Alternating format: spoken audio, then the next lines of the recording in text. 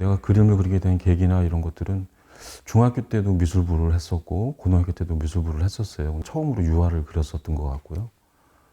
이중섭, 김환기, 장욱진 뭐 이런 사람들의 에세이 같은 것들이 있었어요. 그 당시에. 그런 거 보면서 약간 낭만적으로 생각했던 것도 없지 않아 있었던 것 같고. 학교를 들어갔어요. 들어갔는데 그 당시에 이제 그 미술 세계라는 게 예술 지상주의 같은 작업들이 있었고, 약간 이제 현실 비판적인 작업들이 두 군데로 이렇게 나눠져 있었던 것 같아요. 내가 생각했던 거는 지금까지 했었던 그런 작업들이 아니었고, 하여튼 현실에 대해서 발언을 해야 된다고 생각을 했어요. 끊임없이. 그러면서 점점 더 이제, 작업이 진행된 것 같아요.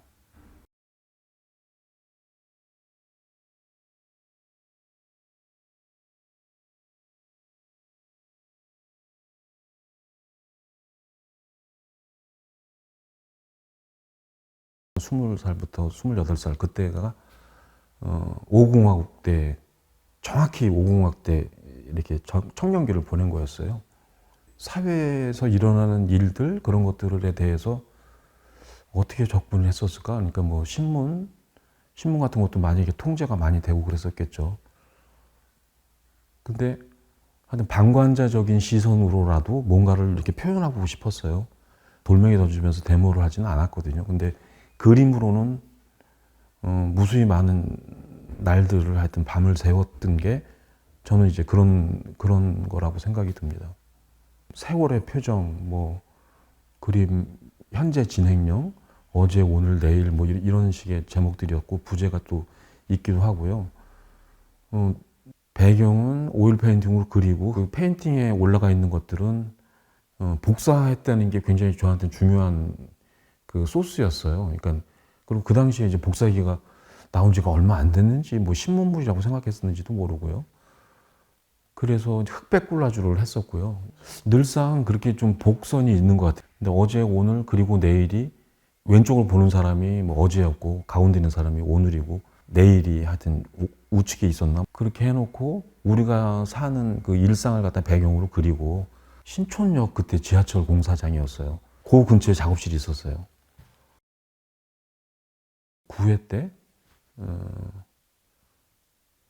중앙미술대전에서 상 받았던 현재 진행형이라는 게 있거든요. 그것도 방독면 쓴 사람이 짜장면 배달을 하는 거를 형상화한 거였어요. 광화문 근처에 짜장면 배달부가 방독면을 쓰고 배달을 하면 어떨까? 이런 그냥 내식의 유머라 그럴까? 뭐 지금도 마찬가지지만 내가 어디에 있는지가 제일 중요한 것 같아요. 아무리 글로벌화가 된다 그래도 나는 지금 포천 여기 지금 한 구석에 있는 거고 내가 지금 있는 곳에 무슨 세계 중심이 나라고 얘기하는 그런 거창한 게 아니라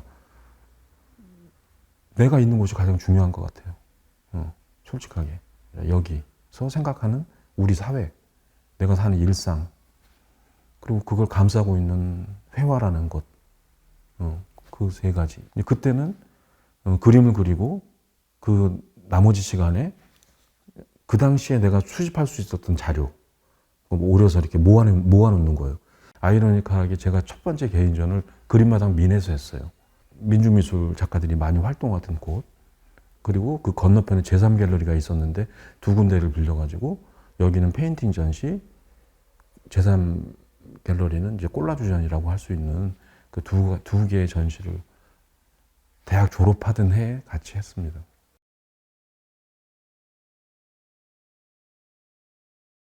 내 그림의 소스 같은 것들은 우리 사회에서 왔어요. 내 일상. 근데 그 밑에다가 이렇게 경구처럼 써놓은 거죠. 움직이지 않는 나의 경구한다.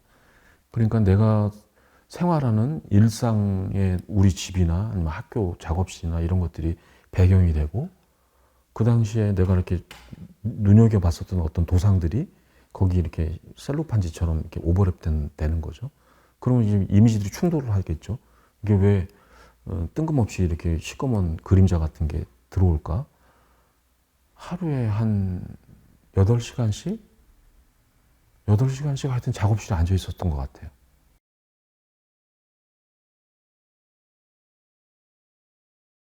그 자유롭게 드로잉처럼 하는 거죠. 그러면 이제 거기에 아까 내가 얘기했었던 여러 가지 놀이터들이 나옵니다. 거기에 작아져서 그 안에서 뭐 배회하거나 유의하거나 뭐 이런 것처럼 당연히 크기가 작아지니까 아까 그 심리적 보상 그런 거 같은 것처럼 의미가 이렇게 어긋나는 부분들이 있는 것 같아요. 그러니까 정물 작업 그리고 일상의 그 사람이 이렇게 작아지는 거. 그러니까 예를 들어서 아파트 거실하고 방을 같은 화면을 이렇게 그렸어요. 아파트는 이렇게 수평으로 맞아야 될 거 아니에요. 근데 방은 이만큼 올라와 있고 거실은 내려가 있고 그러니까 같은 공간이 아닌 거지. 근데 그리고 또 하나는 그 당시에 자료를 찾아보면 아마 누구나 다 일상이라는 화두를 얘기를 했어요. 나는 이제 유행처럼 그런 건 아니었고 그 이렇게 사전을 찾아보니까 날마다의 생활이 일상으로 돼 있어요. 시리즈별로 내가 뭐 광주 비엔날레 가서 봤던 거, 뭐 아니면 여행 가면서 봤던 거, 작업실 가는 길 여러 가지 이렇게 소 그룹들이 있습니다. 그 당시에 작은 그림을 그리고요. 저한테 중간 크기 그림들이 없었어요. 중간 사이즈 그림들이. 그러니까 작은 거 그리고 그 다음에 150호 그리고 크고 작고 그거가 거의 이렇게 탁구 치듯이 왔다 갔다 이렇게 됐었던 것 같아요. 그러다가 나중에는 이제 그 사이즈들이 중간 크기들도 섞여서 들어왔지만 아주 한동안은 작고 크고만 작업이 진행됐었던 것 같아요.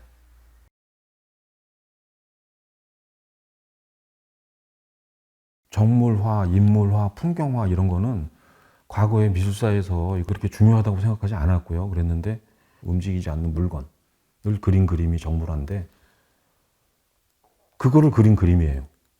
그래서 화자를 두 개 붙인 거예요. 정물화, 화. 그러니까 움직이지 않는 물건을 그린 그림이 되는 거겠죠. 정물화라는 걸 들여다보니까 나한테 없던 것들이 보였어요. 편집증적인 건지 뭔지 모르겠지만 하여튼 길거리나 뭐 이런 데서 내가 이렇게 주워오는 무슨 오브제들이 있어요. 뭐 철사줄이라든가 일부러 모으러 다니는 게 아니라 여행 갔을 때 무슨 돌멩이라든가 무슨 내 근처에 있으면 언젠가 내 드로잉에 등장을 해요. 그게 그러니까 못 버리는 것 같아요. 그러다가 이제 그런 것들이 드로잉이 되고 대부분은 이제 그 정물화는 작업실에서의 내 고민이었어요. 그 안성 작업실을 배경으로 내가 그림을 고민하고 막 이런 것들이 표현되지 않았나 싶어요. 사물들이 내 작업실에 있는데 조그만 사물을 이렇게 가까이서 보면 이 사물이 커져 보이잖아요. 그거를 표현한 거예요. 정면에서 그리지만 캔버스의 옆구리 있잖아요. 그림의 측면을 인지하고 있어야 된다고 그 당시에 생각을 했었던 것 같아요. 그러니까 그래서 그 시리즈 중에 보면 그림의 옆면만 그린 게 있어요.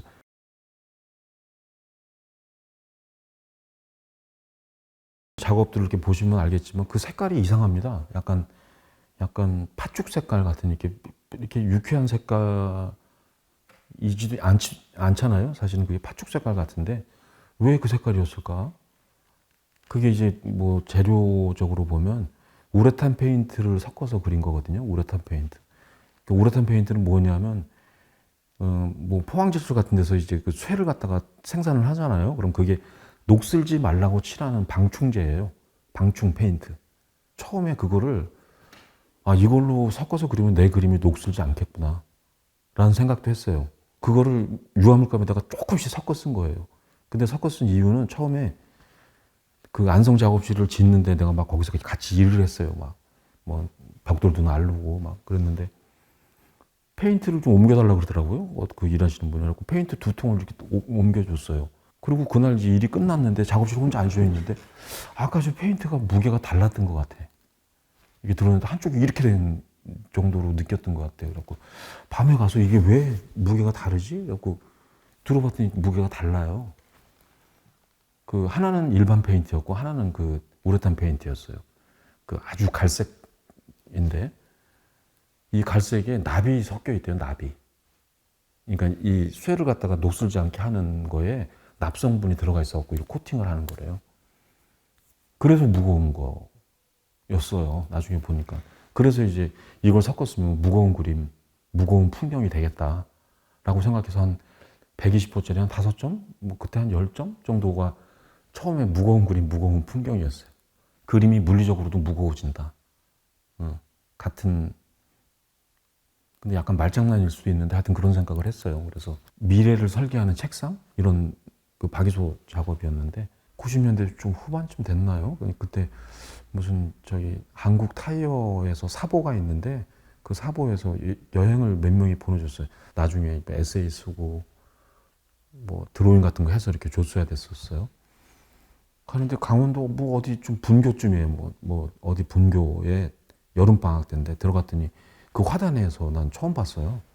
너무너무 강렬했어요. 그 색깔이. 그 장렬하는 태양 아래 시뻘건 게 아니라 이건 무슨 자주 색깔 비로도 한복 같았어요. 이렇게 비로도 한복? 한복 기지. 한복 옷감 있잖아요. 그러니까 그게 식물인데 전혀 식물 같지 않았고요. 너무 이상했어요. 그러니까 이상해서 한 송이 잘라갖고 왔던 것 같아요. 그거. 작업실 놔뒀다가 이거 한번 뿌려볼까 그래갖고 뿌렸던 게 안성이었는데 그게 키워서 나중에 한 2, 30평 정도 되는 밭이 됐어요. 근데 화단에 이게 몇 송이 있는 것보다 이게 야생으로 이렇게 있잖아요. 정말 볼만해요. 특이해서, 그리고 이중적이어서, 그리고 다중적이라 그럴까? 그러니까 식물인데 꼭 무슨 천엽 같기도 하고, 소주 안주로 먹는 천엽 같기도 하고, 내가 고등학교 때 입고 다녔던 교련복 무늬 같기도 하고요. 뇌 같기도 하고요. 그 정물화 그릴 때 그 색깔로 그렸다 그랬잖아요. 처음에. 그때 그렸을 때는 더 그렸어요. 무슨 이게 뇌 같더라고요, 이게. 단색으로 그리니까. 그러다가 처음에는 뭐 장렬하는 이게 새빨간 맨드라미도 그렸을 거예요. 그리다가 그 버전이 꽤 여러 번 있는데 그러다가 최근에는 이제 겨울로 간 거죠. 피고 지고 하여튼 꽃 한 송이가 그렇게 보일 수 있잖아요. 그러니까 어떤 인간 세상의 욕망 한 덩어리를 표현하는 걸로 당연히 그런 상징으로 보일 수도 있고 한동안은 이제 기자간담회 같은 거 하고 그러면 맨드라미 작가로 알려지시는데 그렇게 불려지는 거가 좀 거북하기도 하고 그런데 근데 어떻게 보면 또 외부 사람들이 나를 알아주는 어떤 코드 같은 거잖아요. 그래갖고 이거 있는 거는 또 그게 나쁜 것만은 아니다라는 생각도 어느 순간은 들더라고요. 그게 이제 재료로 와서 근데 캔버스에다가 그걸 씌워 본 거예요. 그리고 미끄러운데 거기다가 비슷한 벽, 똑같은 벽에 그 벽을 거기다 선으로만 그리니까 벽에 이렇게 걸려 있었어요. 거기에 등장하는 이제 재료나 그 이미지 같은 것들은 뭐 여행지에서 봤던 것들이 나오기도 하는데 그러니까 그런 상표도 어느 순간 이렇게 한국적이면서 이렇게 조악하게 보였어요. 뭐 호랑이 같은 게 있고 막 그래서 전자제품 같은 거 사면 매뉴얼 같은 거 있잖아요. 그런 거 가만히 보면 거기 그려 있는 그림들도 굉장히 이렇게 도상 같은 것들이 흥미로웠어요. 근데 내가 보는 풍경은 이렇게 3차원으로 있는 거고 냄새도 있고 막 그렇잖아요. 풍경도 그린 적이 있거든요. 비닐로. 표현하기 어렵죠, 당연히. 경주 전시장이 한 300평 정도 되는 뻥 뚫린 공간이에요.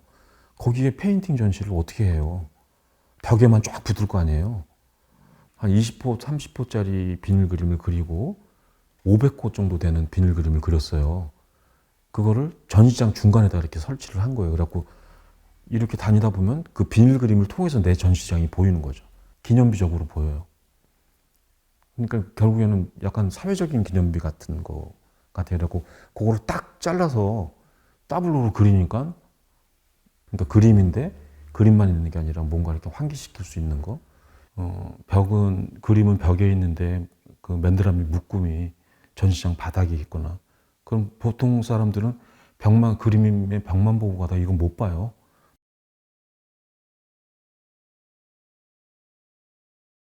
30대 후반부터 이게 버릇처럼 다녔거든요. 꽤 먼 곳들도 다녔었어요. 그림 그리러 간 건 전혀 아니었어요. 그러니까 스케치북 안 갖고 다녔었거든요. 갔던 이유는 도피하고 싶었던 것 같아요. 서울에서 도망가는 거예요. 격리되는 거예요. 방학만 되면 성적만 던져놓고 그냥 바로 사라지는 거죠. 근데 사라지지가 않아요. 저기 섬에 가서 전부 다 휴대폰이 터지잖아요. 그러면서 봤었던 뭐 배 타고 가면서 느꼈던 그 바람을 그 풍경 속에다가 그려보고 싶었고, 그러니까 그려보고 싶었다기보다도 그게 그림 사이에 이렇게 있었으면 하는 걸 거예요. 그 정서가. 그리고 내가 안 된다는 것도 알고, 바람을 어떻게 그리겠어. 뭐 이런 게 정서가 이렇게 섞였으면 하는 게, 목적이었던 것 같아요. 그게 보여주는 의미가 뭘까 생각을 해보는 거죠.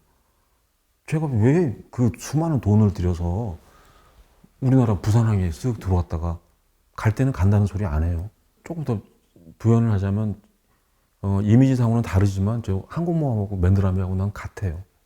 저한테는. 그리고 어떤 항공모함, 저기 걸려있는 항공모함 내 자화상 같아요.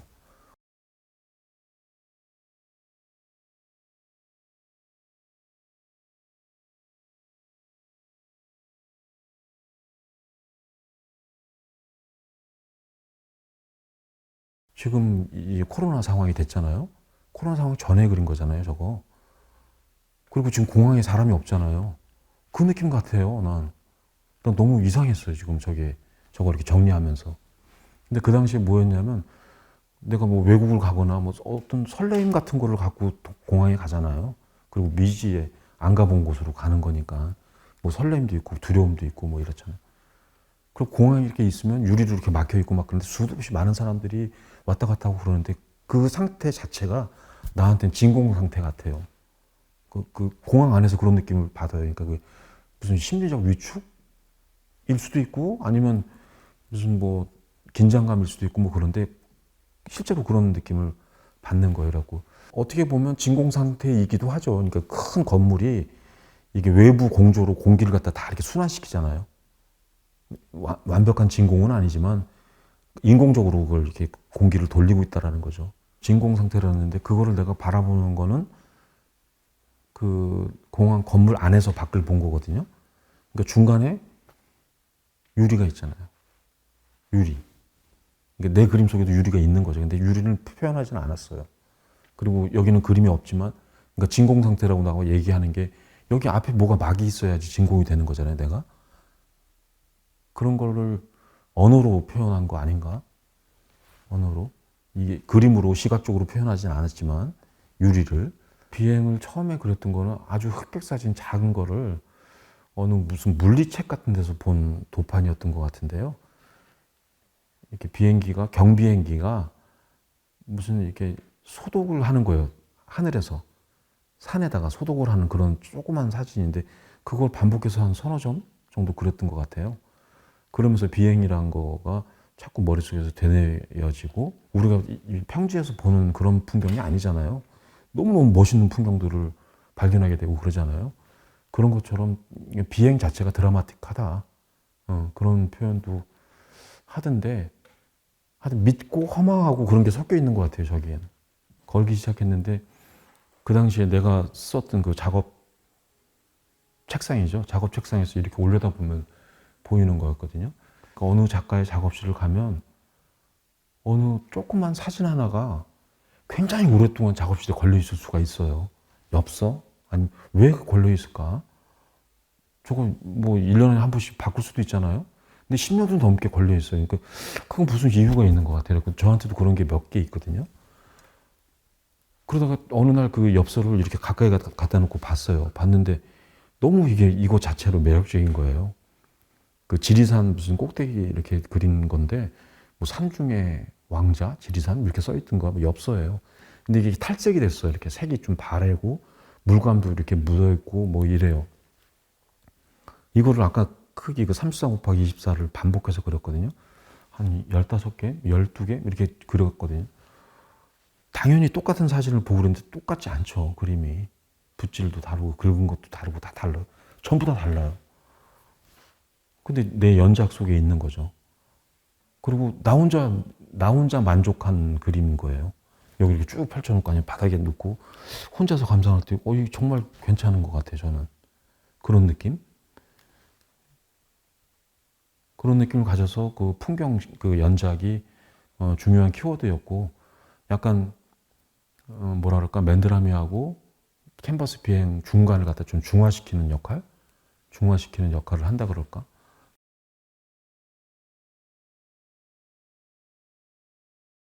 마스크를 쓴 인물도 있고 뭐 오이 마사지를 하는 뭐 인물들도 나오고 이런 것들이 지금의 나를 아니면 지금의 우리를 이렇게 위무해 줄 수 있을까? 뭐 그런 생각을 하고 있어요. 근데 막스 베크만 독일 작가인데요. 뭐 굉장히 좋은 작가죠, 당연히. 부케를 외투를 입고 그 흑백 사진을 한 장 봤어요. 막스 베크만이 부케를 이렇게 걷는 거예요, 뒷짐지고. 그 사진인데 화가의 뒷모습인 거예요, 그냥. 그러니까 우리 학교에 그 슈테델 슐레에 프랑크푸르트에 제가 썼던 방이 H6인데요. H6 그 홀 바로 옆에 있는 방인데 지금도 가면 그대로 있을 거예요. 반은 마루가 깔려 있고 반은 마루가 깔려 있지 않았어요. 시멘트 바닥인데. 그 방이 막스 베크만이 우리 학교 교수였거든요. 옛날에. 그 방이 막스 베크만 판화실이라고 들었어요. 판화를 거기서 찍었다고 그 얘기를 들었어요. 그래갖고 독일 친구들한테도 막스 베크만은 뭐 굉장한 사람이니까 뭐 점심에 잠깐 이렇게 자고 나서 뭐 막스 베크만 꿈꿨냐 뭐 그런 얘기도 자기들끼리 하고 그러더라고. 그러니까 얼마나 존경하는 대상인지 알겠죠. 그게 평생 그림만 그린 어느 화가의 유명하지만 어느 화가의 뒷모습인데 그렇게 이렇게 와닿았어요. 그 사진이. 그래서 그걸 시리즈로 한 6, 7점 정도 될까요? 6, 7점 정도 이렇게 그렸거든요. 거기에는 뭐 나도 저랬으면 좋겠다 그런 뭐 바램 같은 거는 바램까지는 아니지만 그 묵묵히 한 길을 걸어간 어떤 사람의 뒷모습 그렇게 오래 했는데도 불구하고 실체가 들락날락하고 실체가 확실하게 잡히지 않고 그런데 캔버스는 이렇게 물질이잖아요. 그러니까 그림 그리는 게 얼마나 힘든지 아시겠죠? 이제 반어법 같은 건데 그 속에서 작업을 하고 있는 것 같아요. 그리고 과거에는 그냥 작업을 하고 있으면 다 작가구나 라는 그런 생각을 했었는데 조금 시간이 지나면서 그렇지 않은 것 같아요. 그러니까 다 작가는 아니구나 라는 생각도 가끔 합니다. 그러니까 지금 얘기했었던 연작 작업들 균형을 잡고 나를 그리고 내가 바라보는 거 그런 것들도 균형을 잡아야 된다고 생각해요. 그러니까 한쪽으로 쓰러질 수가 있잖아요. 균형을 잡으면서 내가 작업을 하고 살고 그게 그림이지 않을까 싶어요. 근데 그 그림은 어제와 오늘이 똑같지 않다. 계속 다르다. 어제와 오늘이 똑같은 퀄리티로 만들어낼 수 있어야 되잖아요, 작가가. 근데 그렇지 않더라고요. 어제는 되고 오늘은 안 되고. 나는 그러니까. 그러니까 그 와중에 있는 거죠.